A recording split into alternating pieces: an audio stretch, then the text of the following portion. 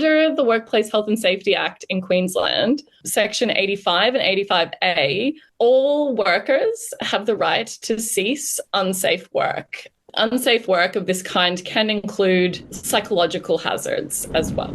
I think we could absolutely use that for Palestine. So I guess that's just a little seed of agitation I'll plant as I end this interview.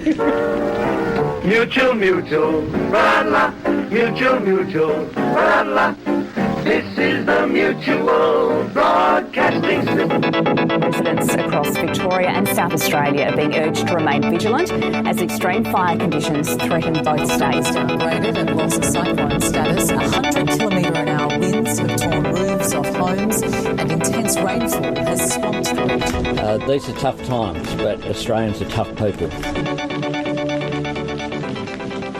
Hello, friends. You are listening to another episode of the Radio Reversal podcast. We broadcast on the lands of the Turrbal, Yuggera, Juggera, Yuggurapul and Quandamooka peoples. We pay our respects to elders, past and present, and to all First Nations communities across the country.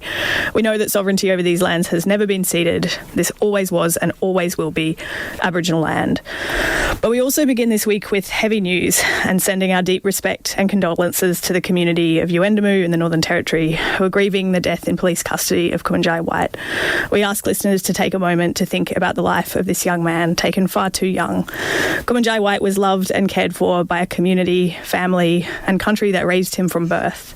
We send our deep respects to all who are grieving his loss this week, and we stand behind his family's calls for accountability for the people and institutions who are responsible for his death.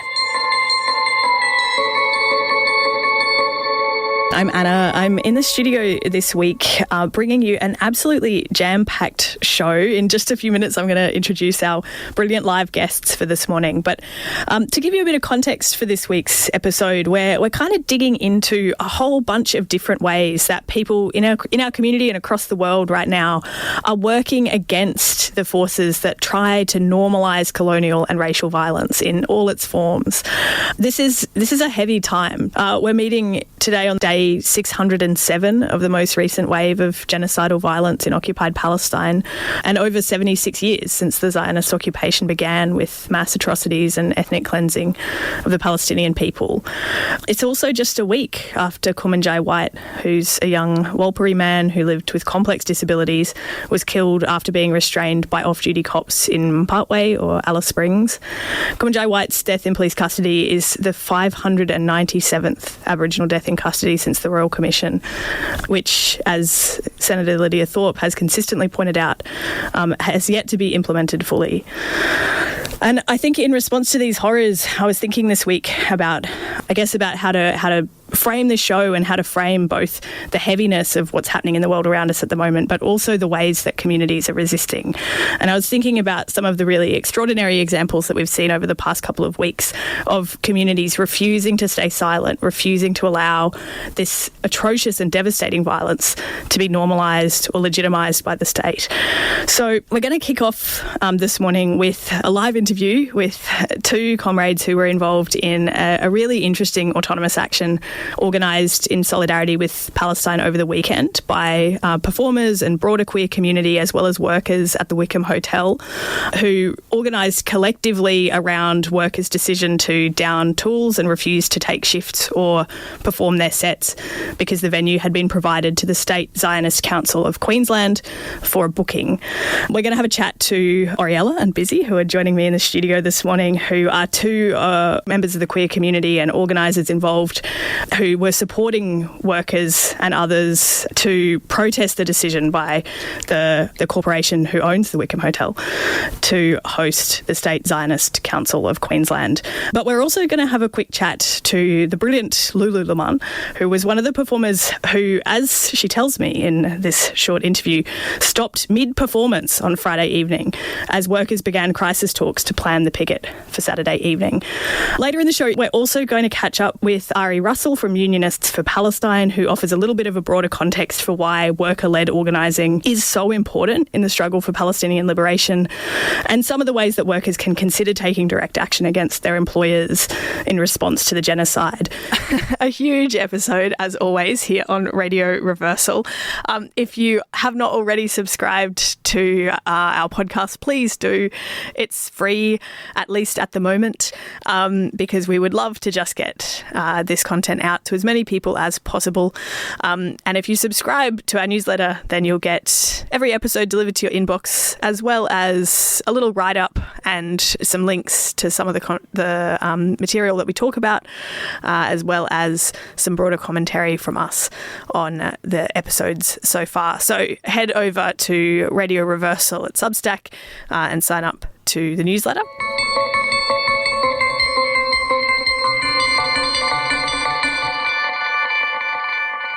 We're going to open up this episode with a little interview that I recorded with the brilliant drag performer Lulu LeMan, who is talking to us about, I guess, her experience of the events as they unfolded, and particularly the vantage point from her set on the Friday night and the decisions that they made in solidarity with other performers and workers on the night to stop their performance, to take some time to better understand what was going on, and then to help mobilise around the planned picket for the following night. So this is Lulu LeMan speaking to me earlier this week. Yeah, of course. Well, first of all, thank you for having me on here to have a chat about this. It's been quite a whirlwind of a week. So my relationship with the Wickham, I've very proudly performed at the Wickham for the last several years now. I put my first ever production show in there that I produced. It's like home to so many beautiful memories for me. It's a place that I hold very dear to my heart. I see it as a home and a queer space for so many people in Brisbane. So I think it's it's this big old pub, and it's ours, and it feels very special to me, and I'm very protective of our space and the team that work there. So on Friday night, I was in the middle of our show. So my show Divas Live with Freya, Armani, our Cora Curvaceous, and our two dancers Jess and Kimmy, and we just obliviously just done our little first show, had a great time. And then as we've come back inside in the break between the two shows, there were a couple of staff members that were no longer downstairs at the bar, and the bar was being closed up, and we were, what's going on, trying to figure it out. So Freya had a bit of a chat with the bar manager there and said, hey, what's going on? And it was explained to us that the staff had a meeting about this event that was being held the following night, which was the Zionist Council of Queensland were holding an event at the Wickham. And what had happened was essentially the staff had said, no, we don't support this. We don't want to do this. And to my knowledge as well, the venue management were also in agreement that it was not appropriate. But obviously, there's higher powers when it comes to these venues that are owned by these big multinational corporations and things like that. So they were basically saying we really don't have a choice. What we're going to do is set up security. We're going to do this. We're doing everything we can to try and separate this. It's not going to happen again, but we have no choice but to go ahead. And for some of the staff, rightfully so, they decided that was not good enough. And then so this is context that we got a little bit later. So we're sitting there, all we know is that this event is happening.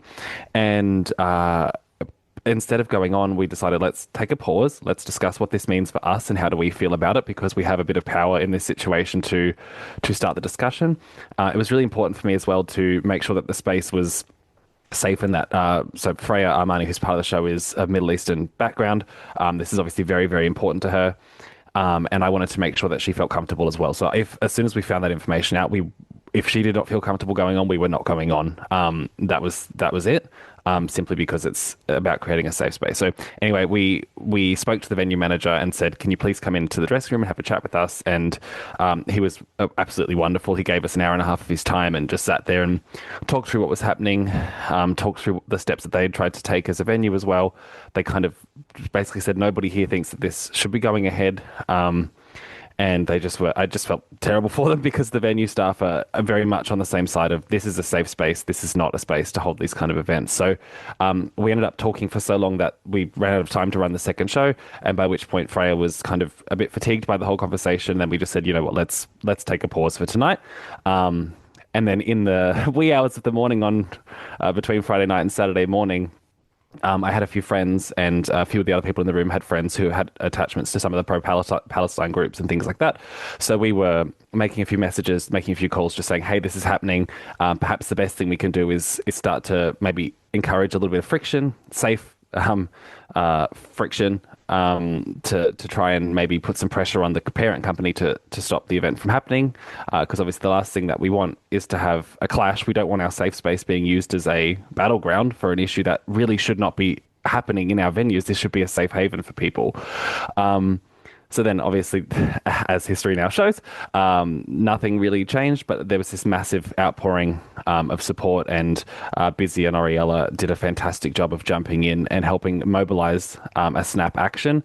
And then they had a very peaceful protest out the front, and the venue staff were fully supportive of this. They were very supportive of the protest action happening, made sure it stayed safe for everybody, made sure everybody had food and water, and so that's kind of what happened. And then in the time since then, the community have jumped in and messaged me. I've had a lot of drag performers get in contact with me, and burlesque and ballroom performers and other people, and we kind of have come together as a community and said, let's make a bit of a statement as a community and put a statement of solidarity together, which has almost 100 performers on it. I didn't actually check the final number, but over the last few days we've managed to pull together a huge number of performers who, like me, perform at the Wickham, call the Wickham home, and have said, we stand with the staff of the Wickham, we stand with our Middle Eastern community, in particular the Middle Eastern queer community, and saying that this is not okay, that this event should never have happened, and this should be a safe space for everybody.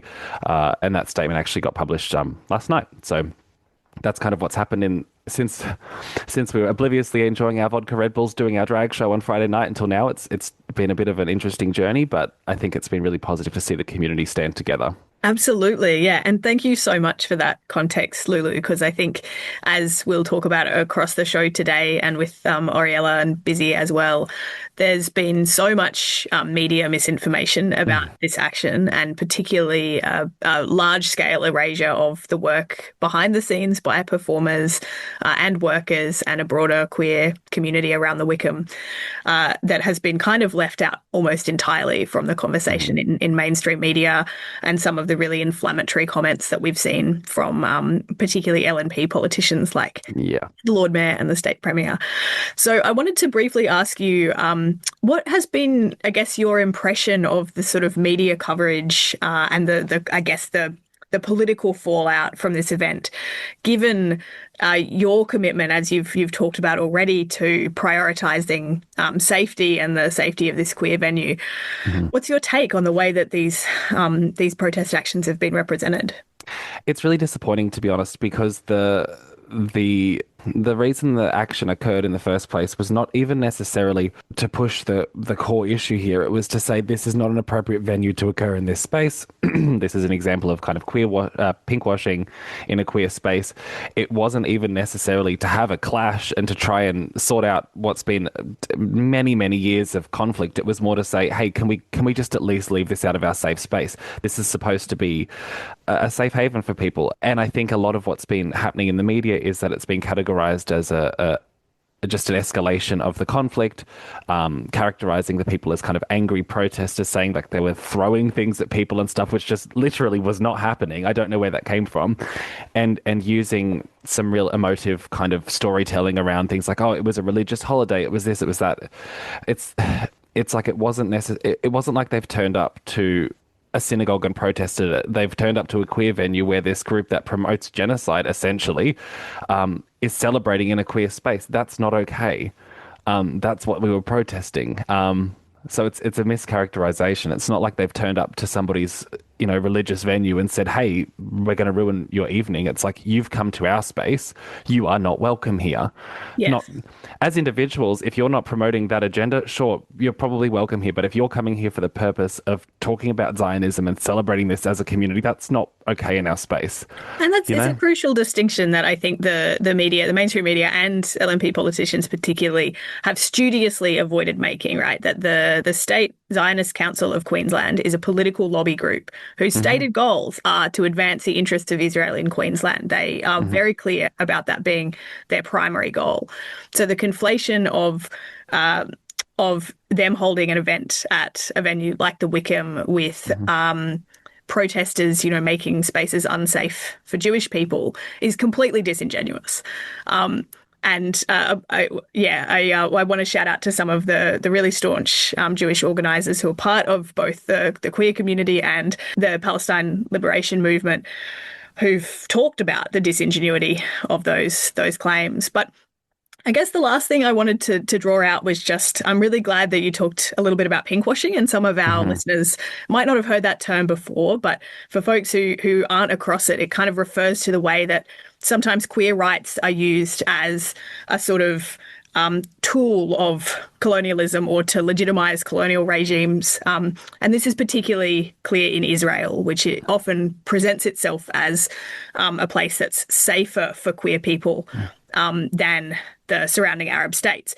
Leaving aside the fact that that is a dubious claim at best, it is, I think, a really important part of this conversation in the context of obviously coming into Pride Month and looking at this, I guess, the particular choice to host this event at the Wickham and the really staunch work that the queer community around the Wickham has been doing to say, no, actually, we're not going to authorise this. Did you want to talk further, I guess, to that sort of that need for a broad queer community to resist being used in this way? Absolutely. I think what it does by trying to engage in that, oh, look how progressive we are, it leans on somewhat of a racist kind of stereotype in the fact that, okay, well, these people hate you, so you should support us instead. I think for me, it's just very important that we take note that these things are happening, and as a community stand up and say, this is a safe space for our whole community. This is not a place for hate. This is why there was such a positive groundswell of support when the person wearing the Make America Great Again hat, which is a political statement, got kicked out of the very same venue late last year. This is why a few years ago there was a venue that hosted an event out in Ipswich that drag queens were performing at, and there was a Pauline Hanson One Nation rally, a political rally happening in that very venue, and those performers decided not to return to that venue because the venue chose not to take any action. So as a community, I think it's a matter of saying, hang on, this is a safe space, this is for our community, we don't tolerate this behaviour. And I think it's a challenging dilemma for everybody at the moment because the Wickham itself has such a strong history in Brisbane. We have so few queer spaces in Brisbane. The team who work there are like a family to all of us. It's so important to protect our venue and to protect the feeling of it being a safe space, not just a cash cow for a major corporation. Thank you so much, Lulu. Anything we've missed? Any kind of final thoughts or reflections for listeners? I I don't by any means claim to be an expert on this topic, but I know enough to know what's right and what's wrong. Like you can see what's happening. It's very impossible to ignore it now. So one thing that I would encourage other performers and other people with influence, if they say, I don't know enough about this to comment on it, do some research. Listen to the people who are telling you that this is happening. Listen to the people in the community who are strong enough to use their energy when they're under attack to educate you. Listen to them, because you don't have to be an expert, but you can know what's right and what's wrong. And if you have any kind of influence, use it for good. Use it to stand by these people who are unable to necessarily stand up in huge numbers. So, yeah, I would just encourage people, if you don't think you know enough about this, you can still know the difference between right and wrong. And it's important to kind of, live by some really positive values, I guess. That was the gorgeous Lulu LeMan speaking to me earlier this morning. And I wanted to end with a statement from Freya Amani, who she mentioned in that interview as one of the other performers who was on stage on Friday night, and who's written a statement as part of the solidarity statement that Lulu was speaking about from Brisbane Drag, Burlesque, Ballroom and Queer performers, which was released just this week, yesterday. So Freya writes, Aus Venue Co, which is, as we'll learn in this later interview, the corporation that owns the Wickham, has failed its staff, its patrons, and the community that it benefits and profits from. She writes, as a Middle Eastern queer person who has considered the Wickham home for years, my heart is heavy with disappointment from AVC's illogical and reckless decision-making. It's not hard to comprehend the emotions being felt after blindsiding the community we have built, ourselves, at the Wickham. At the end of the day, it is simply not acceptable to allow a hate group to commandeer our space, force cancel multiple queer events and spread further division. Our community refuses to be complacent on this matter, and we will not be on the wrong side of history. So it's I think a beautiful place to introduce my two guests in the studio this morning, Oriela and Bizzi. Thank you so much for joining us on Radio Reversal. Good morning. Thank you so much. It's an absolute pleasure to be here. Thank you. Amazing. Oriela, Bizzi, for listeners who don't know much about you yet, can you introduce yourselves? Tell us a bit about you. Yeah, so my name is Oriela. I am a non-binary, disabled dyke. I proudly own that identity. I'm Arab and I'm Lebanese. So I'm very involved in part of the queer community and the queer scene. I love being a part of such a vibrant, colourful community with such diverse performers, backgrounds, everyone of all abilities as well. It brings me such joy to be able to be, such a part of it. Hi, good morning. My name is Bizzi, on stage, that's Busybody, off stage, Bizzi Lavelle. I'm a Wakka and Arrendte queer person, and I am a writer and burlesque performer and have performed burlesque at the Wickham. Yes, amazing. And I'm so grateful to both of you for making the time to join me this morning. We've been kind of having these conversations a lot this week because, as Lulu gave us a little bit of context for, there was an autonomous action organised at the Wickham Hotel on Saturday night, which has, in the weeks since, been subjected to some pretty ridiculous media commentary. And so we wanted to kind of have a conversation to correct the record in the whatever ways we can about what actually happened. So for listeners who haven't heard much about what happened at the Wickham on Saturday evening, or have only heard the very skewed story presented by the mainstream media, can you give us a bit of background, what led up to the protest, and I guess your involvement in it? Yeah, absolutely. So myself, as someone who is a patron of the Wickham and very involved in the queer community and scenes, particularly in the drag space as well, I'm very privileged to be able to see people I love perform their amazing art. I was at the Wickham on Friday evening. I just missed the first show. I was like, hey, what the hell? Where's the show? What's going on?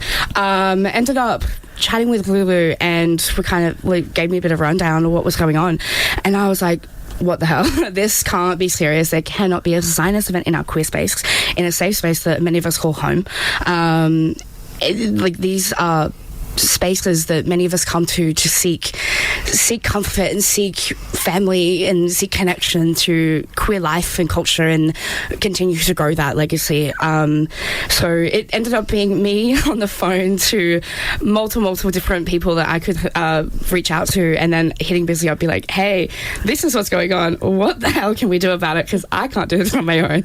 And I know you're an amazing fucking advocate. Excuse my French. But ended up being a long sort of staying up to 4 a.m. trying to organise something, get something down, because we're like, this can't happen. This cannot happen in our space. And for that to continue, for Zionism to be in our safe spaces, I was like, absolutely not. We're not stand for that. So Bizzi comes in, sort of helps me get everything off the ground, and then we're hitting things down tooth and nail till we start the rally. So yeah, brilliant. I was in bed. I didn't go on Friday night. I was in bed and got a message from Ori, and it was like, please respond ASAP. This is what's happening. And I was like, absolutely not. And the performers who were there, all the queens that were involved in the show that was on Friday night, and the DJ were trying so hard to not have this event move forward, and it was just really clear that ABC, the parent company, were not listening to them. So for us, it was kind of like, okay, that's fallen through. How can we mobilize?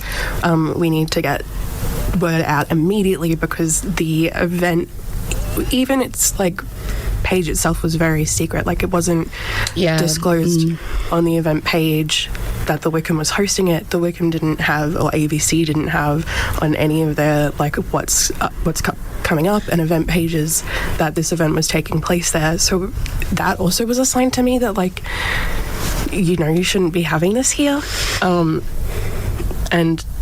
we immediately were just like, let's hit the ground running and mobilize and get as many people together as we possibly can, and make sure that people know that this is happening. And it was also a matter of so many, like, I had heard from Lulu as well that staff had, like, tried effortlessly and tirelessly so much to get this cancelled as it had stood against their values, and then the CEO at ABC directly had put their foot down and only like pushed harder to make this event happen. And then on top of that, there was multiple events, queer events that night that had been cancelled and postponed. And it's like, what are you willing to put at risk for this venue, for this one singular event to happen and go ahead? Are you willing to put the livelihoods of queer performers? You're willing to put the like safety and comfortability of queer people whose space it actually is, and put a hate group in the same space on a Saturday night? That does not make sense to me.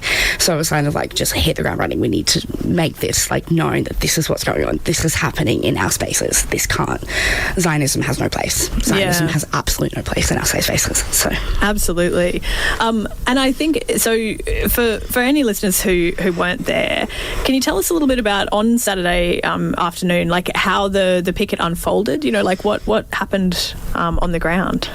So we linked in with a few other people to help us mobilise and spread the word out. Nadine Shamali is someone that helped us. Jodie from Dreamtime Aroa helped us. Megan Jin's People's Pride helped us get the word out. We gathered on Alfred Street across the road from the Wickham and basically kind of set our intentions. We're like, this is the plan.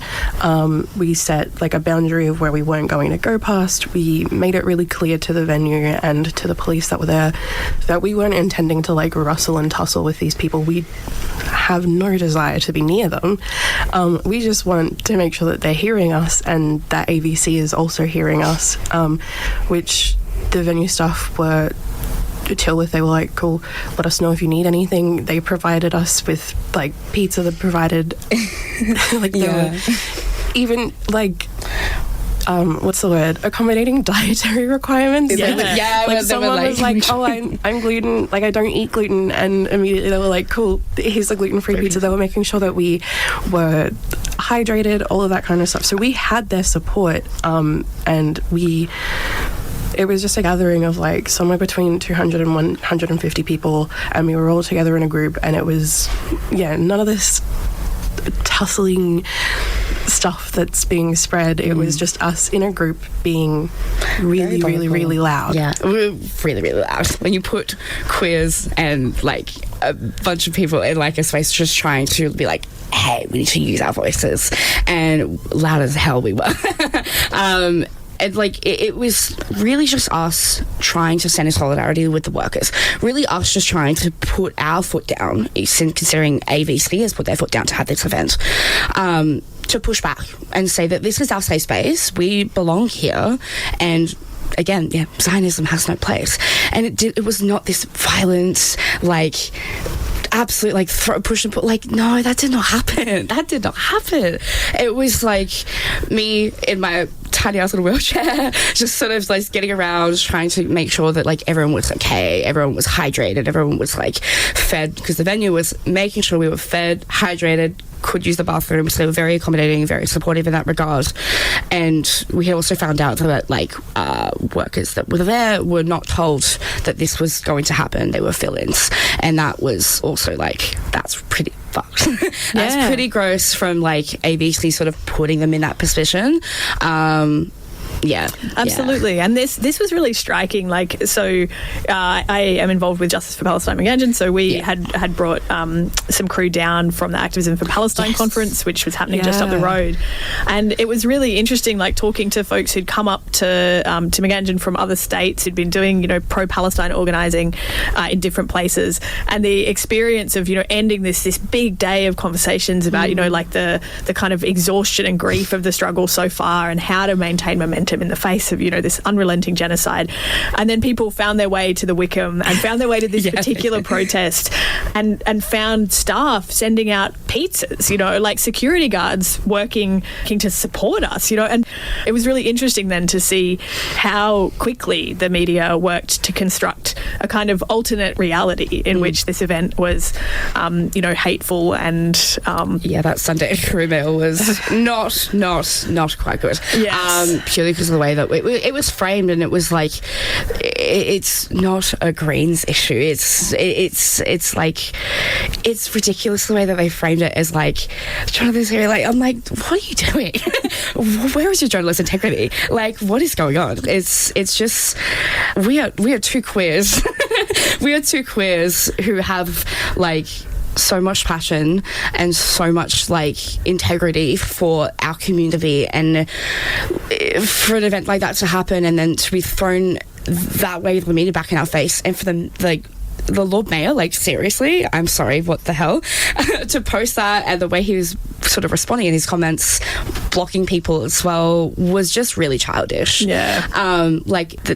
is not an anti-Semitic event. This is not an issue that is like in that regard. This is a matter about Zionism. It's a political ideology, exactly. Right? It's like, it should not be our faces. Absolutely. and Lulu and I talked about this a little bit earlier as well, but it's really, I think, important to emphasise this point over and over again. The State Zionist Council of Queensland is a political lobby group. They explicitly articulate their purpose as continuing the interests of Israel in Queensland.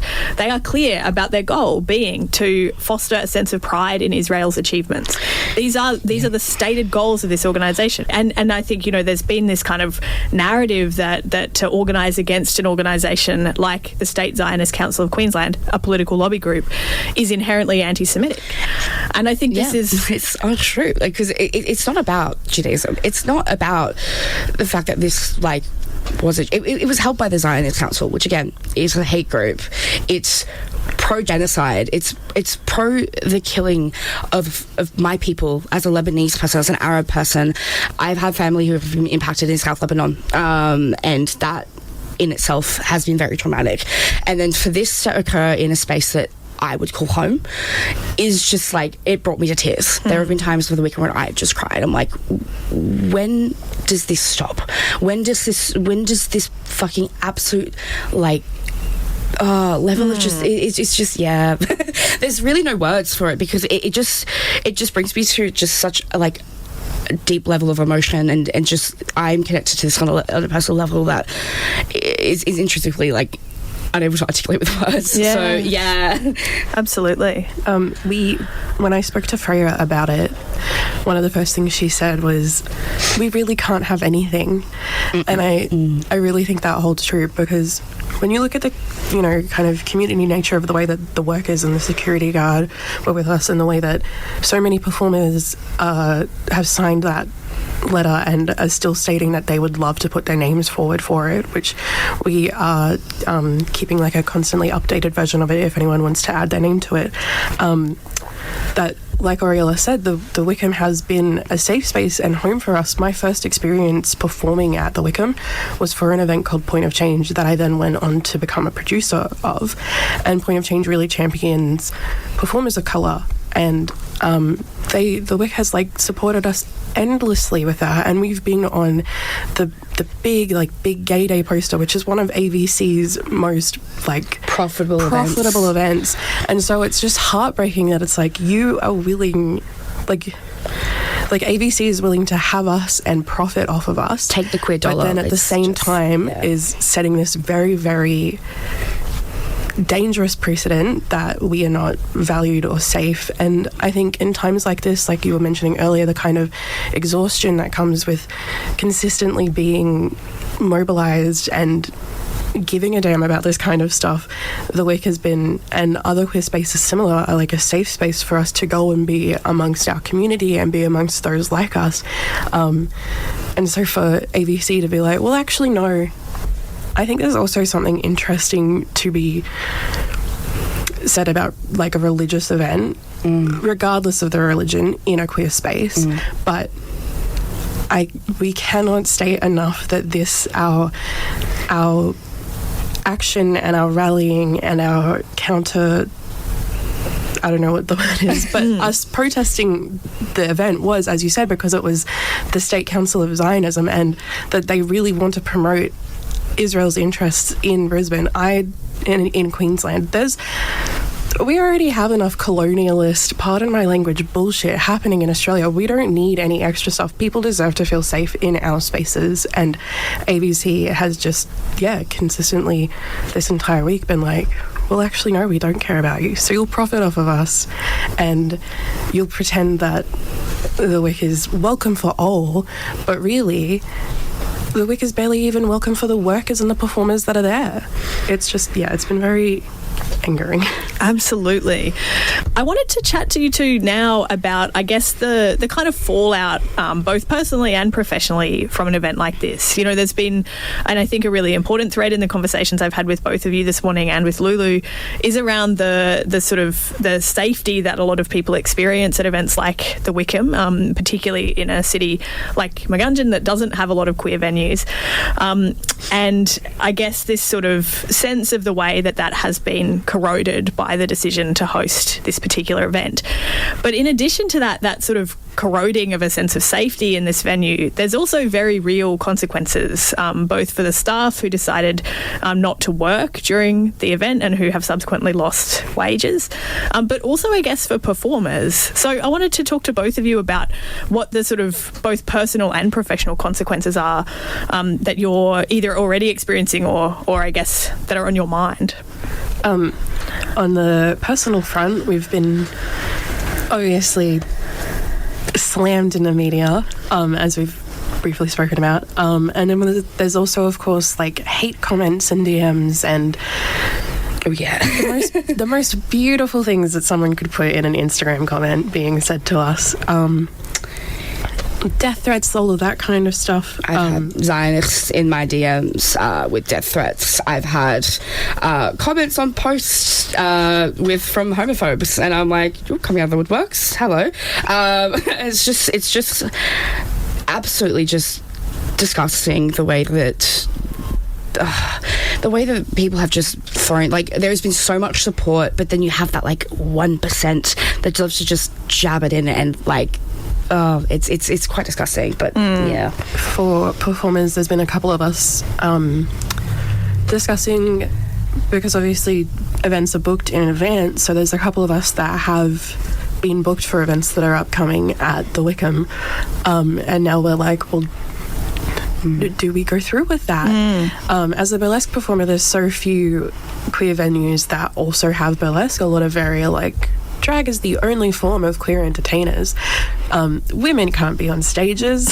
It has to be men. No one else.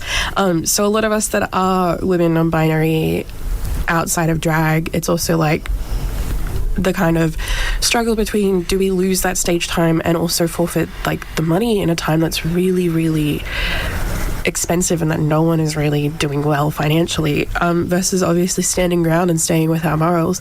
And then the other discussion is like, do we now boycott? Because ABC will be difficult to boycott because they own like every third venue or something, and it's going to be so easy for them to distract and just be like, there's a new venue over here, and then that's also going to be a lot of work. So one of my friends had said, if you go to the shows, but don't spend $1 while you're there. But that also is like, I mean, it's such a first world problem kind of thing, but it's also, it kind of puts us in this difficult position where it's like, well, we don't stand with the decisions that they've made, but also, much like the workers, we need to make money, and we would like to support our friends that are still going ahead with their events. And also keeping, like, the Wickham being such a vital part of queer performance, like art forms and queer life in Magunjan. It just, I don't want to see that venue fall apart and cease to exist because of the corporate ownership. I would love to see that back in community hands. I would love to see the divestment from ABC, but that is a big beast to take on. That is a big, big beast to sort of, Absolutely. But it's sorry. No, you go, Bizzi. There's also the potential for us to be just straight up blacklisted from ABC. Myself as a performer and a producer, and the events that I have produced, there's a chance that ABC is going to be like, well, I wouldn't want to go back, but like there's a chance that they'll blacklist me, they'll blacklist any of the performers that put their name out. And so that's also something that has been considered when people put their name forward and were signing. Like Archie Arsenic has supported us as well and kind of been on our side and helped us really mobilize as well. And Archie was like kind of was like cracking their knuckles and were like, I'm prepared to be blacklisted again, because some of us have been banned from ABC venues before. But yeah, it's not something that we've decided lightly. Like, it's something we've fully considered. And also, my performer name is not really that different to my Daywalker name. So also with that being in the media, I'm like, well, I'm aware that I could lose potential jobs, but then it's like, well, if I was going to lose a job over this, is that a job that I wanted anyway? You know? And this is, I want to read out a comment that we got in on the subscriber line from Stacey, who just says, this is another good example, just like Ren Wild's experience, which we talked about a little bit on the show last week. So Ren, for anyone who hasn't been following, Ren is an incredible author, Māori author, whose manuscript was selected to win the Black and White prize by the State Library of Queensland. They came to Magunjan to receive the prize, paid for their flights, paid for their accommodation, only to be told that actually the prize had been rescinded due to ministerial intervention from the state government, and that they were now out of pocket, not just for their expenses, but also for the $15,000 prize money. So Stacey says, yes, just like Ren Wild's experience, this is a good example, but also they offer, I guess, the invitation to think about why counterculture needs to create our own infrastructure. Because when we rely on or even just use establishments like bars or, government grants, we are at risk of reinforcing colonialism, being kind of caught up by the same systems. And they write, there are examples of creating alternative infrastructure against establishment the world over. But we, as artists and creatives, do kind of need to realise our political position, that political position to be outside those systems will come with a monetary cost, right? Absolutely, yeah. And this is, I think, a real challenge. And thanks so much, Stacey, for texting in, because I think this is an invitation for lots of us at the moment to be thinking about what community-controlled venues would look like, what it would look like to build an art scene that can sustain one another in ways that don't mean relying on venues that ask such grave compromises of performers and workers. I'm conscious of time, so any final thoughts? Anything we've missed in this conversation so far? Well, yeah, briefly, like for me personally, I am a disability advocate, and I take everything into account in the way that I am organising, the way that I am engaging with community. And for me, it's like as a Lebanese person, this has impacted me on a personal level. Where it's like, again, I sat on the floor of the shower, just like cathartic release of like, this is intense for all of us as our community, and we need to come all together as a community and to have that statement of solidarity together and see so many artists put like their name down, and that vulnerable risk of they could be blacklisted from ABC. No corporate parent company should have such individual ties and individual ways to have events and have a final say for that. That should be on the staff of this is the safety of our venue. This is what we know as a community, and this is what we know our community wants and our staff wants. And for ABC and the Paul Waterson, I'm going to say it, the CEO, to push back from I had staff, I've spoken to staff, and them having spoken to him and him just putting his foot down and being like, no, this is happening. And there was multiple other events that were cancelled on that night, and then you're putting that venue at risk in terms of financial stability for that venue to stay open. And if you're willing to take that risk and have a Zionist event, what are you doing owning this venue?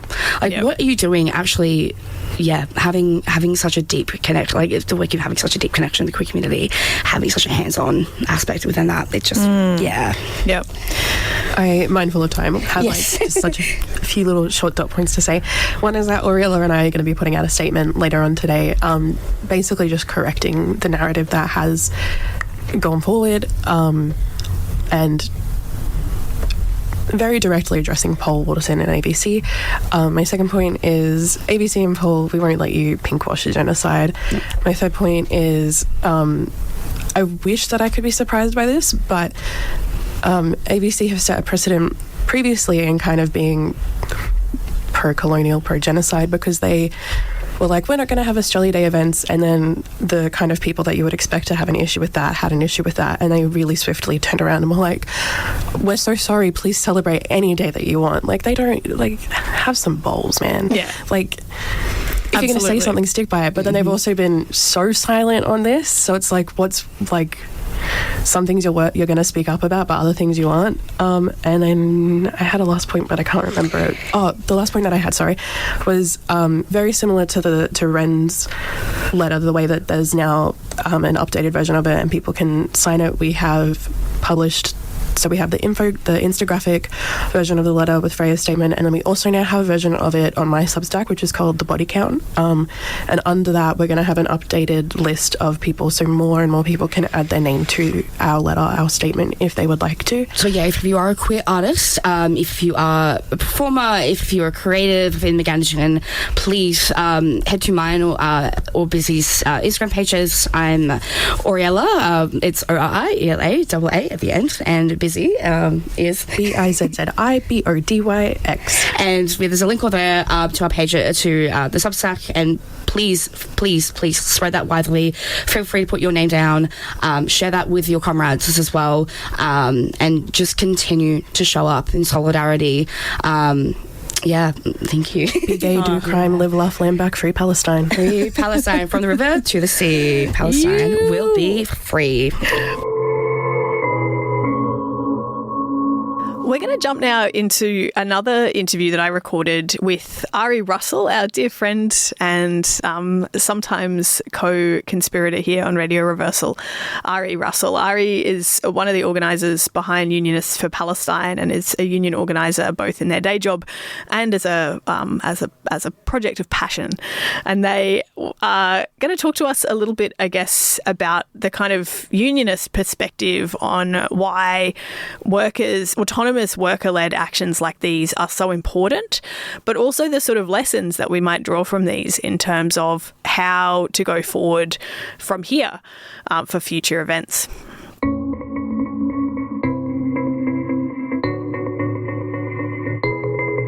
I used to work at Brisbane City Council Library, and I was a delegate with my union there for many, many years. And then I made the choice to leave and become a union organiser with the United Workers Union. And I got involved in Unionists for Palestine back in October, just after October 7 happened. I think a bunch of people were sort of getting together and we're sort of trying to think about, what we can do as unionists who, are absolutely horrified about what's happening in Palestine. And, there's been various actions and things taken in, all different unions, I think. And I guess all actions have sort of been taken within, different unions and different types of actions, from, petitions and open letters and people trying to petition their union to make statements, to trying to organise down at the port against Zim shipping. Yeah, there's been a whole range of actions since this iteration of what's happening in Palestine started. It's really helpful context because I feel like, as we know, the mainstream media has been actively hostile to any reporting on the collective resistance to the ongoing genocide in Gaza. So it is really possible for people to have missed all of this organising that's going on. I think it's very, so it's really great to get good roundups. And that's kind of part of what we're doing today, because one of the reasons I wanted to have a chat to you is because we're talking about a little snap action that happened here in Meganjian on Saturday evening outside the Wickham Hotel. And from you, I was really keen to basically hear your take as an organiser with Unionists for Palestine on the significance of this kind of worker-led autonomous organising, where workers organise with their colleagues to simply refuse to work for events that are supporting the genocide. Can you talk a little bit about why these kind of actions are so important? I mean, I think they're important for so many different reasons. Like in my job as a union organizer, like basically what my job is to, tap into the anger of workers that like already exists before I go in there as an organizer. Like, people that work for these, large companies, like they're already angry at their boss, but a lot of people don't know how to channel that. So I guess my job as an organizer is to channel that in the right directions, educate people about what their rights are as workers and what avenues they have in order to take action. And I think, like, with the history of unions in this country, we are in a place within that history right now where union membership is like incredibly low, and unions don't have as much sort of power, I think, as they did in like the 50s and the 60s and the 70s. And we have people in leadership positions that, really all they believe in is lobbying the Labor Party in order to win for workers, not organising bottom up. So I think that's a problem that people face. And so I think this action in particular on Saturday night is so important because, it can be so hard in my job every day to actually move workers to take action, because workers and job sites at the moment, they live in fear of their boss, fear of retaliation, fear of getting fired, fear of getting disciplined, like in heaps of different ways.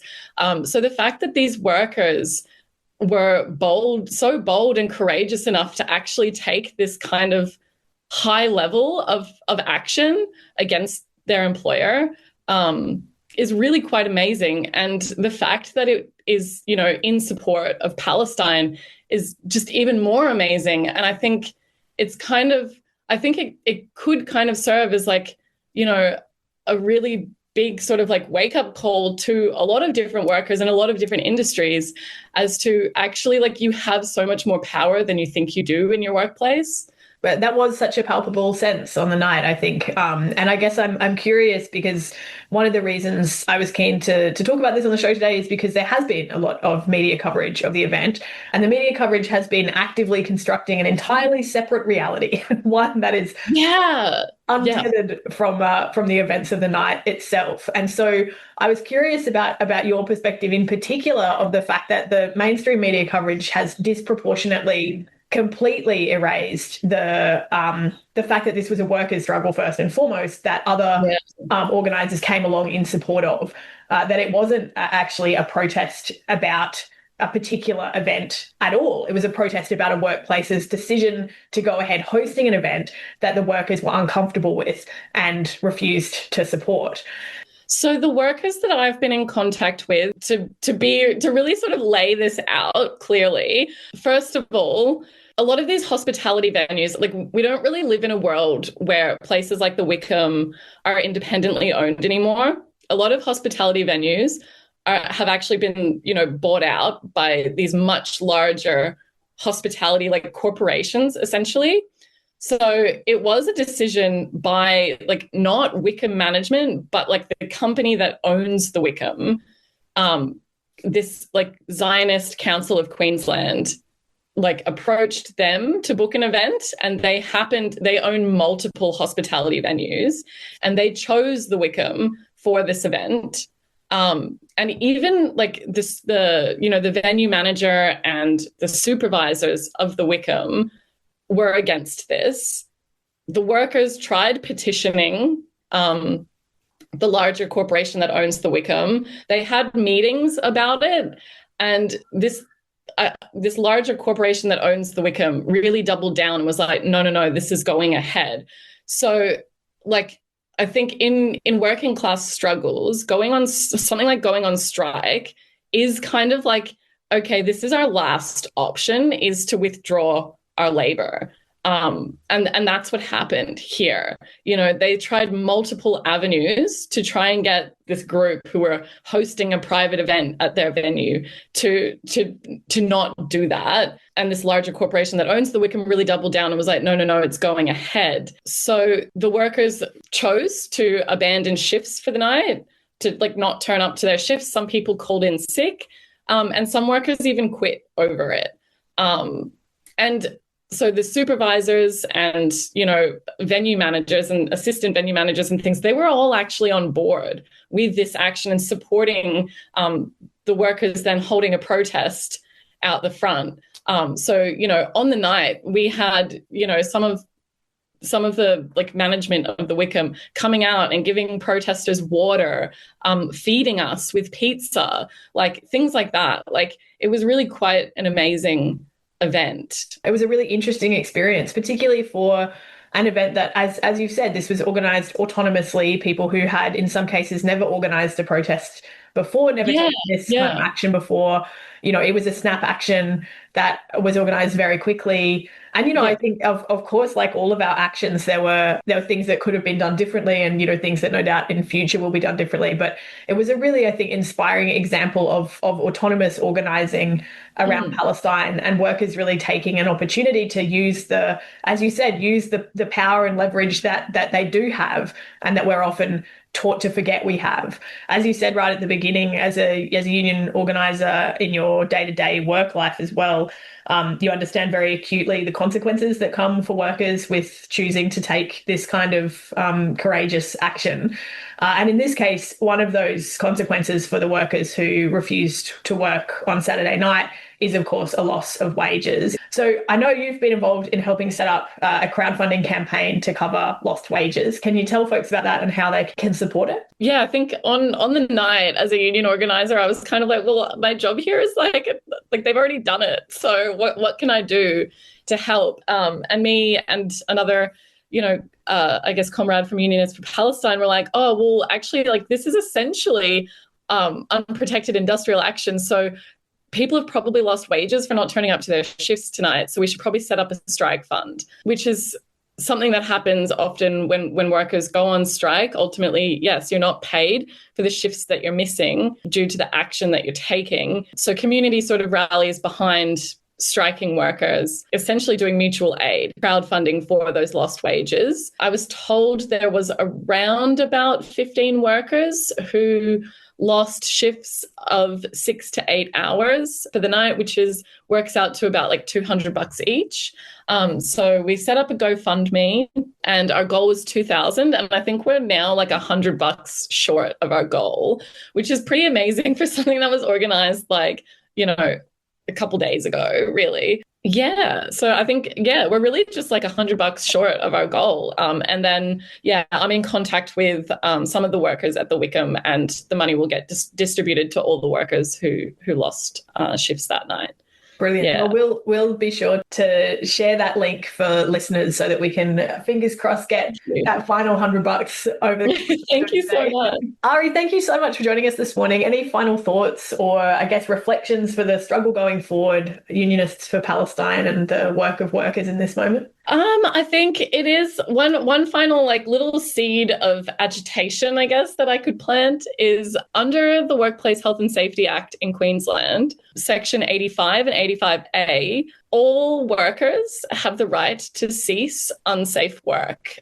And to do that, basically all you would need to do is put in writing to your employer that you believe if they've directed you to do anything that you believe is unsafe, you can refuse to do that, and you can call in an inspector from WorkSafe Queensland to come and investigate that task. So, and unsafe work of this kind can include psychological hazards as well. So I think that is an avenue to explore, I think, for actions in the future, and it also builds worker power on work sites. I think we could absolutely use that for Palestine. So I guess that's just a little seed of agitation I'll plant as I end this interview. Brilliant. Thank you so much, Ari Russell from Unionists for Palestine. We're so grateful for your time this morning. Thank you so much, Anna.